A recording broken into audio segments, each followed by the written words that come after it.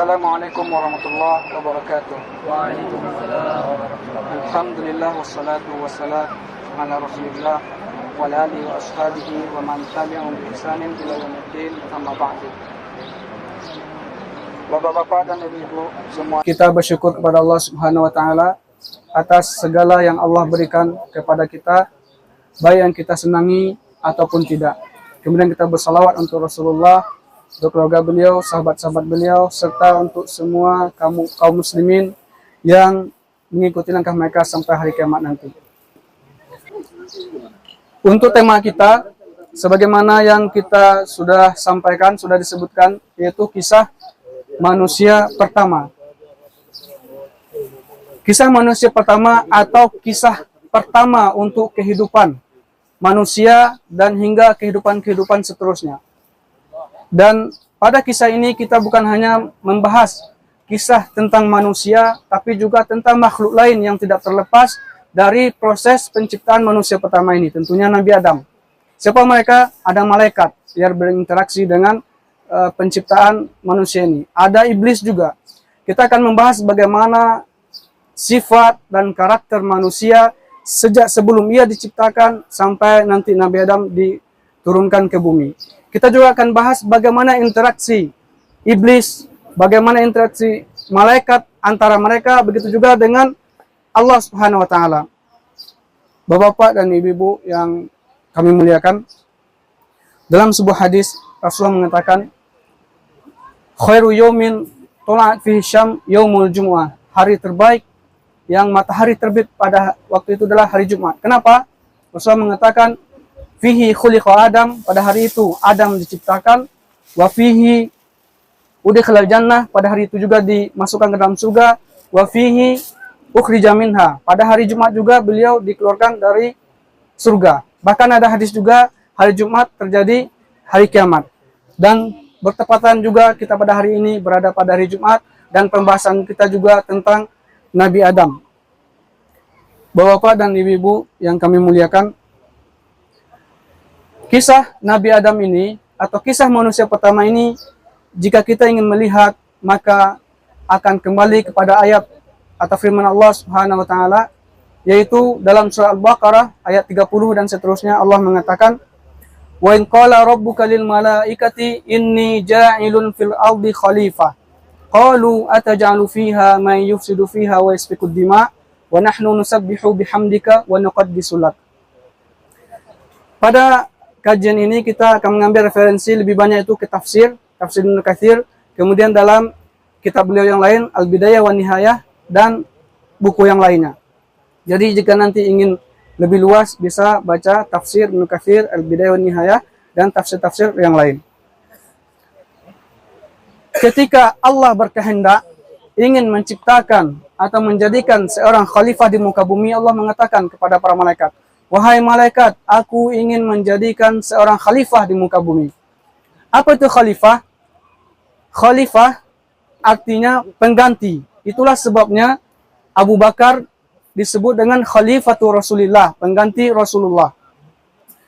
Ketika khalifah di muka bumi, maksudnya apa? Ada makhluk yang menggantikan Allah, bukan berarti Allah butuh, tapi Allah berkehendak demikian, ada makhluk yang berada di bumi untuk mengurus bumi. Itulah manusia. Ketika Allah mengatakan demikian, maka malaikat menjawab, mengapa engkau ingin menciptakan makhluk seperti itu? Apa yang akan terjadi nanti? Yufsidu fiha, mereka akan melakukan kerusakan di muka bumi. Wa yasfikud dima, dan manusia juga akan melakukan pertumpahan darah. Mengapa diciptakan makhluk seperti itu? Nah, ini pandangan malaikat tentang manusia ini. Ini pandang malaikat tentang karakter manusia sebelum diciptakan. Nah, pertanyaannya mengapa malaikat mengatakan demikian?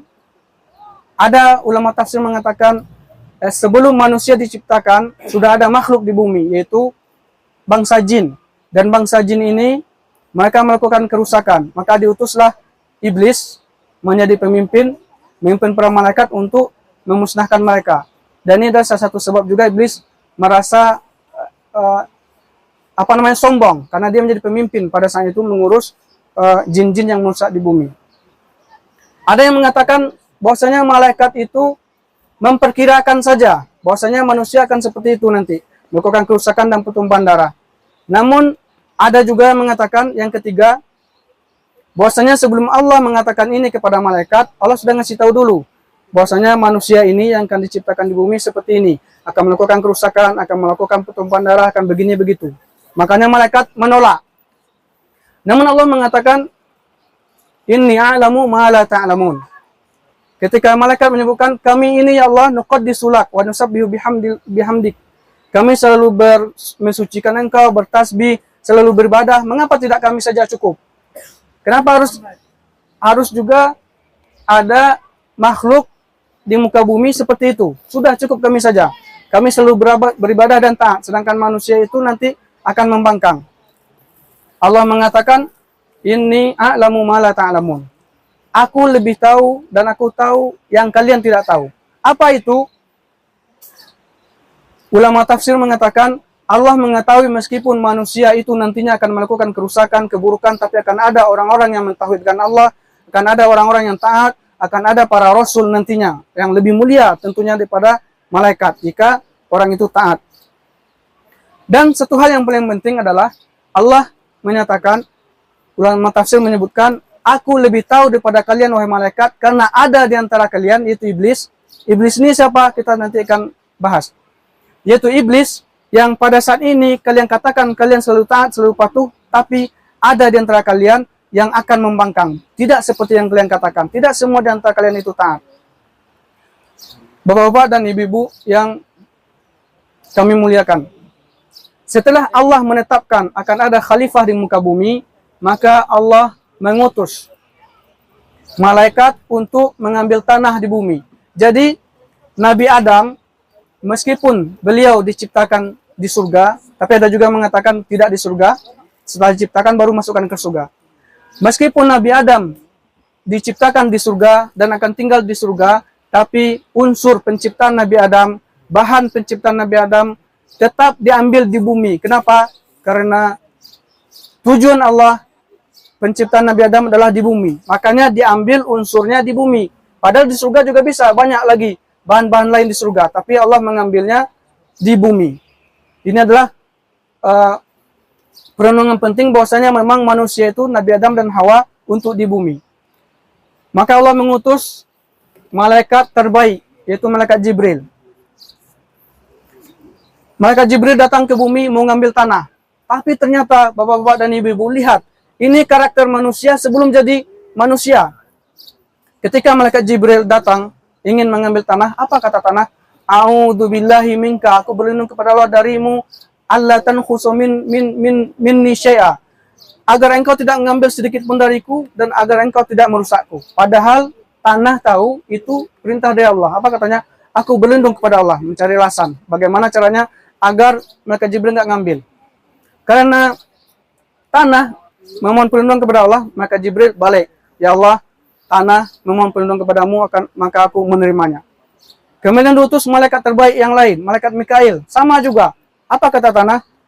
Aku berlindung kepada Allah, jangan ambil sedikit pun, jangan kurangi aku. Kemudian balik lagi. Terakhir Allah mengutus malaikat yang tidak peduli dengan apapun alasannya. Apa itu malaikatnya? Malaikat yang tidak peduli orang susah, tidak peduli orang sedang ada masalah, ketika ada perintah pasti dilakukan.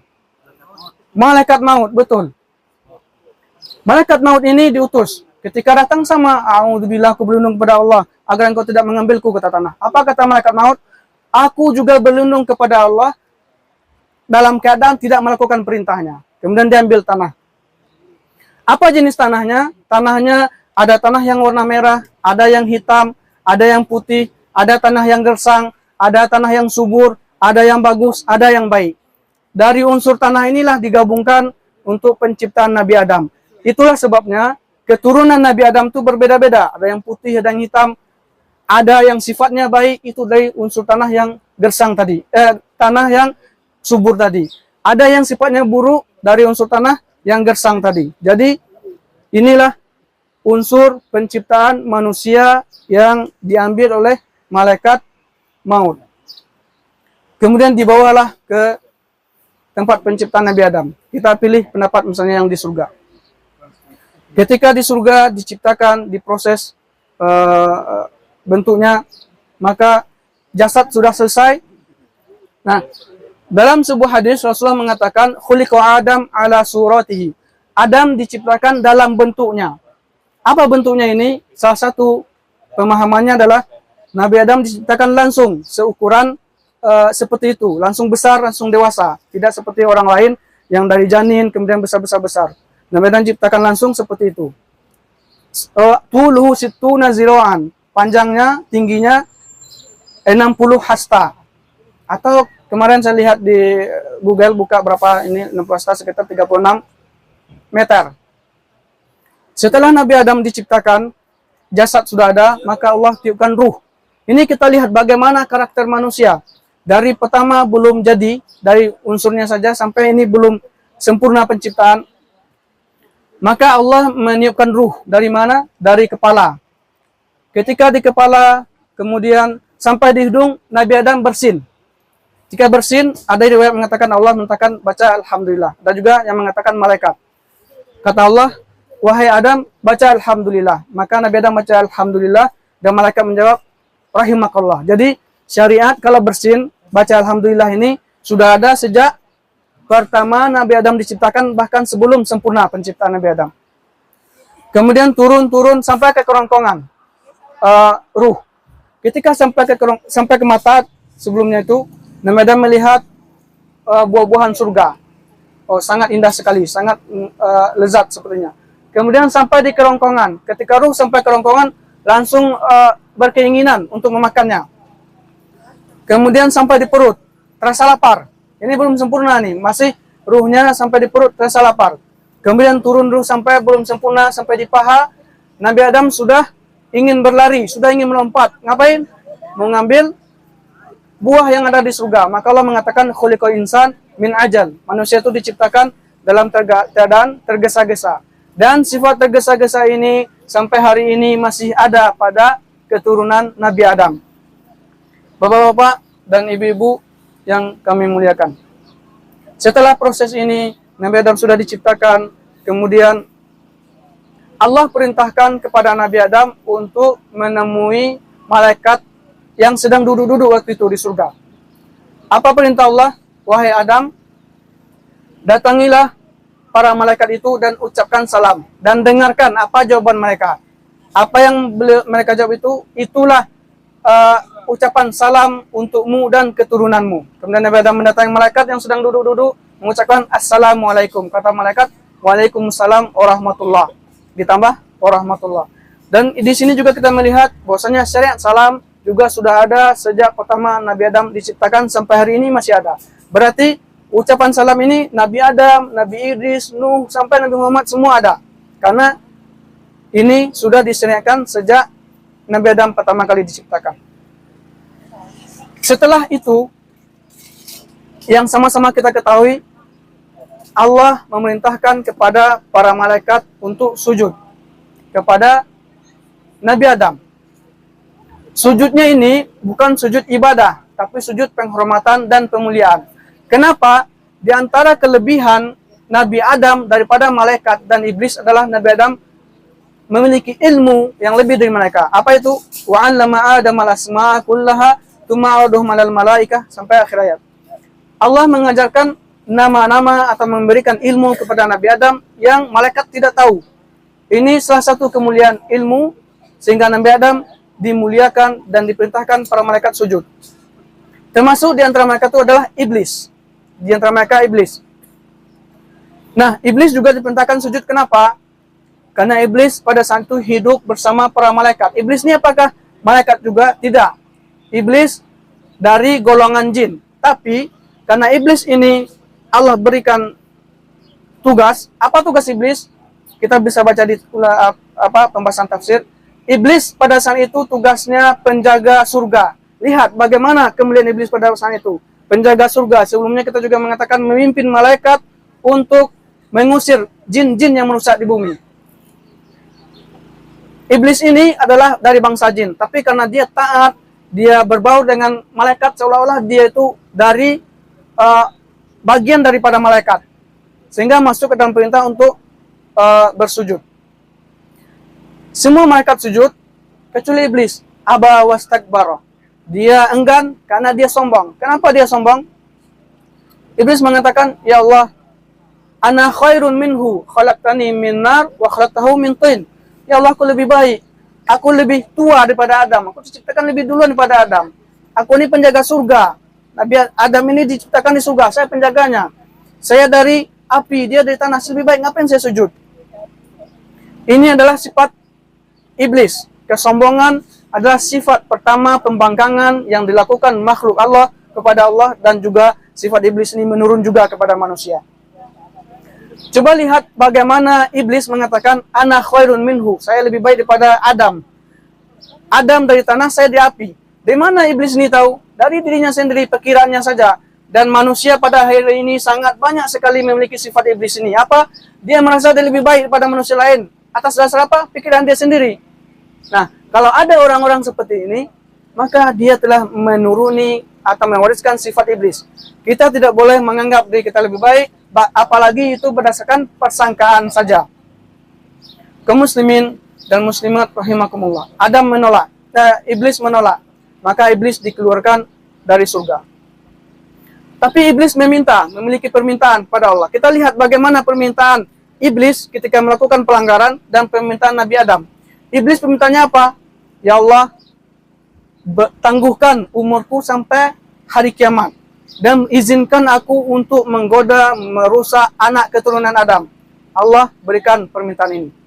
Iblis tidak meninggal kecuali nanti hari kiamat. Iblis ini kita sampaikan tadi dari mana? Golongan bangsa jin.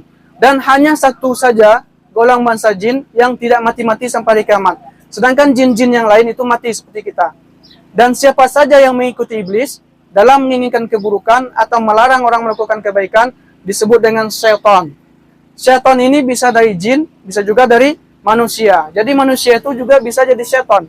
Karena syaitan ini sifat atau pribadi atau perbuatan. Bahkan binatang, kalau dalam bab fikih, binatang yang melakukan kerusakan, binatang yang seperti anjing gila misalnya, atau sedang mengamuk, itu juga disebut dengan syaitan. Karena melakukan keburukan. Ini adalah permintaan iblis. Lihat bagaimana iblis sudah dia melakukan kesalahan, tapi dia menginginkan hal yang lebih buruk. Nabi Adam apa permintaannya ketika melakukan kesalahan? Apa kata Nabi Adam? Ya Allah, kalau aku bertobat, nanti kita bahas. Kalau aku bertobat, apakah aku akan masuk surga lagi? Kata Allah, iya. Kalau kamu bertobat, aku akan masukkan kamu ke surga. Maka Nabi Adam bertobat. Ini adalah perbedaan antara sifat manusia dengan sifat iblis. Iblis sudah salah, masih ingin bersikeras. Manusia yang memang beriman, kalau salah, dia tahu salah dan meminta ampun. Ibu-ibu dan bapak-bapak yang kami muliakan, iblis dikeluarkan. Hiduplah Nabi Adam di surga.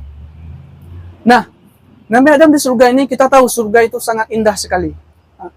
Tapi para ulama, apakah surga Nabi Adam itu sama dengan surga yang nanti kita masuki di akhirat? Ini ada perbedaan. Walaupun begitu, tetap surga itu indah. Lihat, Nabi Adam yang hidup di surga dengan keindahan, dengan semua yang ada, kata ulama tafsir, masih ada yang kurang.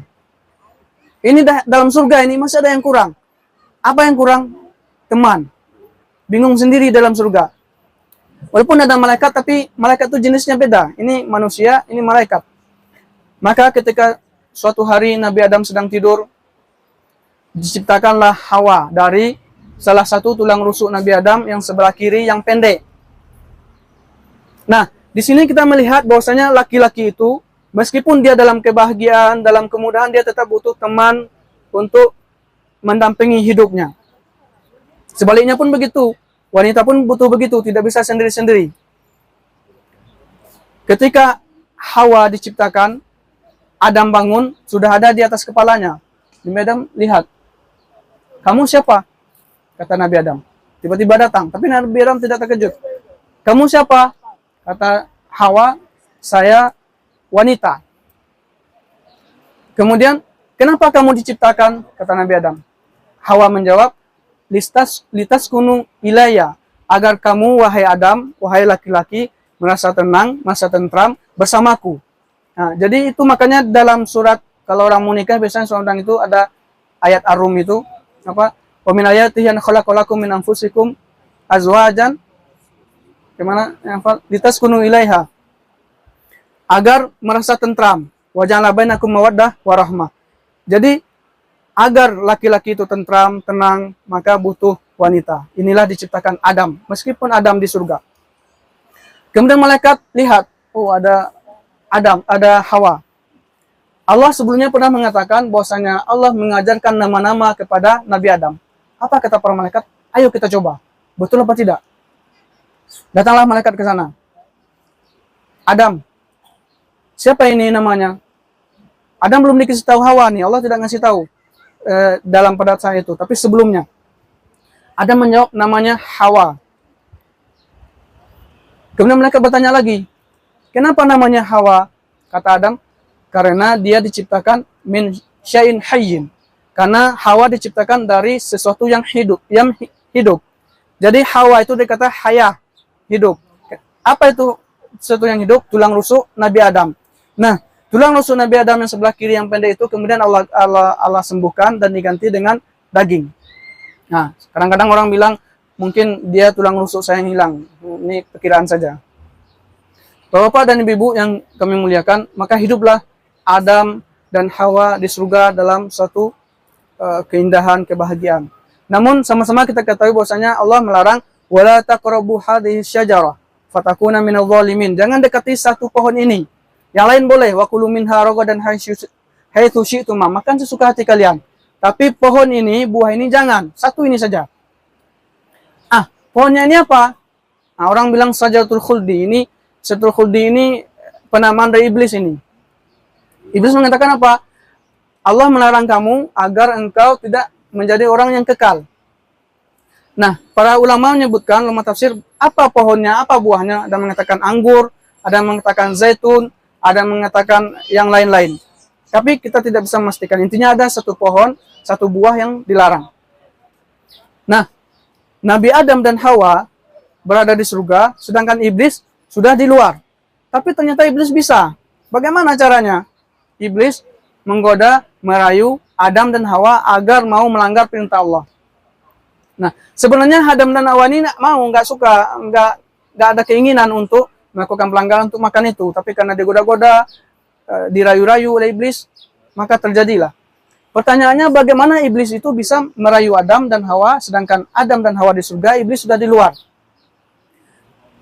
Ulama tafsir mengatakan ada riwayat Israiliyat. Israiliyat ini bisa jadi dari Taurat, dari Injil, dari Zabur. Dan ini juga banyak kita ketahui. Iblis itu masuk ke dalam mulut ular. Ular yang ada di surga.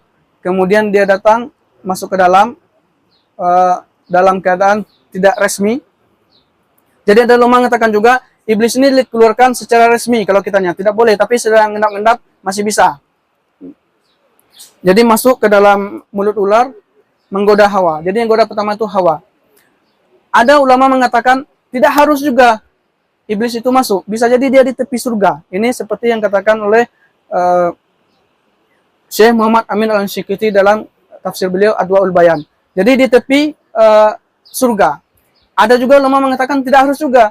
Bisa jadi jauh dari luar tapi tetap bisa. Kenapa? Karena dalam ayat banyak mengatakan perbincangan, percakapan antara ahli surga dan neraka. Satu di surga, satu neraka, mereka bisa bicara. Misalnya wanada ashabul jannati ashaban nar. Bahwasanya ahli surga memanggil ahli neraka.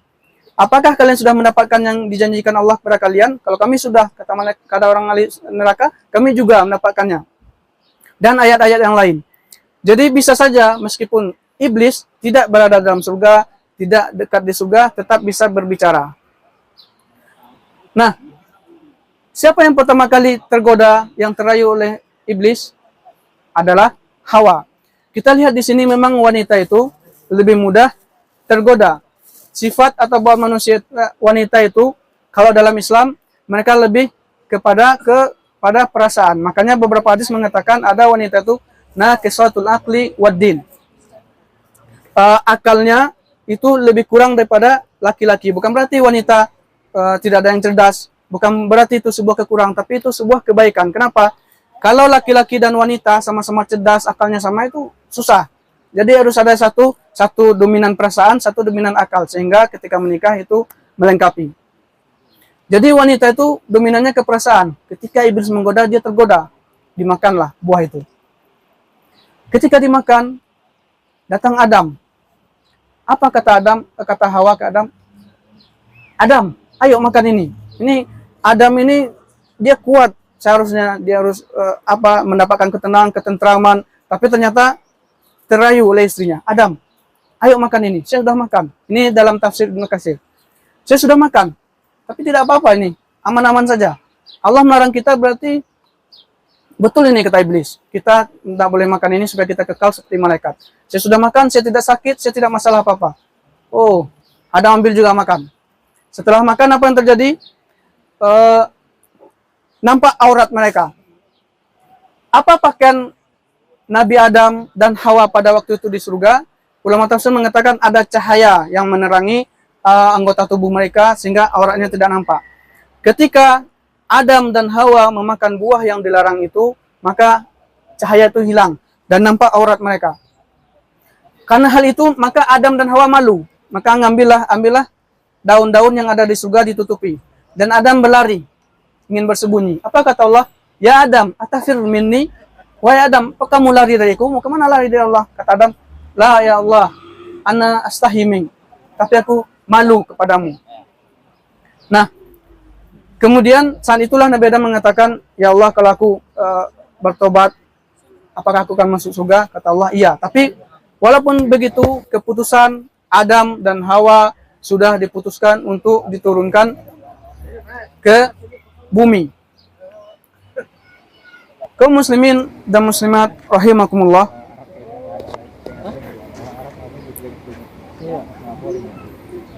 Ketika ada yang tertinggal, ketika iblis tidak mau sujud, ada sebuah aliran pemahaman, saya lupa bacanya di buku atau mendengar video, seorang tokoh liberal mengatakan iblis ini adalah makhluk yang paling bertauhid kepada Allah. Kenapa? Karena Majid Baya. Kenapa? Karena dia tidak mau sujud pada Adam. Inilah bentuk tauhid yang paling tinggi. Bapak ini tidak tahu bahwasanya orang yang bertauhid itu akan mematuhi perintah Allah, dan sujud ini bukan sujud ibadah. Tapi karena dia berpikiran seperti itu, ya dia mengatakan iblis makhluk yang paling bertauhid. Kalau iblis makhluk paling bertauhid, berarti iblis dan pengikutnya nanti akan jadi penghuni surga, sedangkan yang lain malaikat yang bersujud. Sebaliknya, ini adalah orang-orang liberal yang memiliki pemikiran pendek tapi merasa dirinya cerdas, dan sampai ini juga sangat berkembang banyak di Indonesia yang harus kita waspadai. Bapak-bapak dan ibu-ibu yang kami muliakan, Nabi Adam dan Hawa ketika sudah melakukan pelanggaran tersebut, kemudian Nabi Adam bertobat. Dan Allah menerima tobat Nabi Adam. Dalam ayat-ayat, dalam hadis-hadis kita tidak menemukan bagaimana Hawa bertobat, apakah Hawa merasa bersalah, tidak ada. Kenapa? Karena Adam dan Hawa ini pasang suami istri yang bertanggung jawab terhadap semuanya itu adalah Adam. Meskipun yang pertama sekali melakukan kesalahan adalah Hawa. Artinya apa? Kepala keluarga itu, dialah yang memutuskan semuanya, dia menanggung semuanya, dia ngurus semuanya. Sedangkan Hawa nanti akan ngikut karena dia adalah istri. Kaum muslimin dan muslimat rahimakumullah. Kalau ada yang terbalik misalnya, ternyata istri yang memutuskan semuanya, ada juga. Tapi inilah menyelisihi apa yang ada dalam kodrat manusia. Adam dan Hawa diturunkan. Di mana Adam diturunkan? Banyak pendapat. Ada yang mengatakan Adam diturunkan di India, ada yang mengatakan Adam diturunkan di Jeddah, ada yang mengatakan yang lebih dekat Adam di Bukit Sofa, Hawa di Bukit Marwah. Tentang ini kita tentu tidak tahu, pastinya bukan dari hadis, tapi dari pendapat-pendapat ulama tafsir. Ketika Nabi Adam diturunkan, Hawa diturunkan, Nabi Adam tidak merasa, saya dulu di surga enak, hidup begini. Tidak, Nabi Adam menerima ketetapan Allah, hidup dalam keadaan seperti itu. Nabi Adam diajarkan cara bertani, Nabi Adam diajarkan cara berternak, berusaha. Kalau di surga tinggal ambil. Nah, begitu juga manusia mungkin ketika suatu waktu dia dalam keadaan hidup muda, tapi tiba-tiba hidupnya susah, nanti dia mengeluh, mengumpat, tidak boleh. Kalau sudah terjadi seperti itu adalah takdir Allah, kita terima. Kaum muslimin dan muslimat rahimakumullah. Beginilah proses penciptaan manusia pertama. Begitu juga bagaimana interaksi manusia dengan iblis, dan iblis sudah Allah katakan bahwasanya iblis itu adalah musuh nyata bagi manusia. Harusnya kita jadikan dia musuh, tapi malah banyak dijadikan sebagai teman. Kita juga mengetahui bahwasanya sifat manusia itu tergesa-gesa, mencari alasan begini dan begitu, dan sifat manusia itu butuh pasangan, butuh orang yang menenteramkan hidupnya, baik laki-laki maupun perempuan. Nah, tadi kita menyinggung bahwasanya perempuan itu naqisatul aqli waddin. Akalnya lebih kurang daripada laki-laki dan agamanya. Apa maksudnya? Kurang agama itu Nabi mengatakan ketika haid, wanita tidak sholat, juga tidak puasa, tidak boleh tawaf, tidak boleh baca Quran. Itu adalah kekurangannya. Kurang akal itu, kita sudah mengatakan tadi, banyak laki-laki yang cerdas, yang hebat, ternyata dia butuh kepada wanita. Itu bukanlah sebuah kekurangan, tapi kelebihan khusus untuk wanita untuk melengkapi kehidupan laki-laki. Kita mengatakan tadi kalau sama-sama cerdas, ada orang istrinya sama suami itu pendidikannya sama, ternyata sama-sama pula akalnya, cerdasnya, terakhir dia berdebat. Apalagi sama-sama dalam kuliahnya syariah, fikih misalnya. Oh enggak, ini terakhir berdebat. Nah, jadi memang wanita diciptakan seperti itu. Wanita juga kurang dalam segi fisik.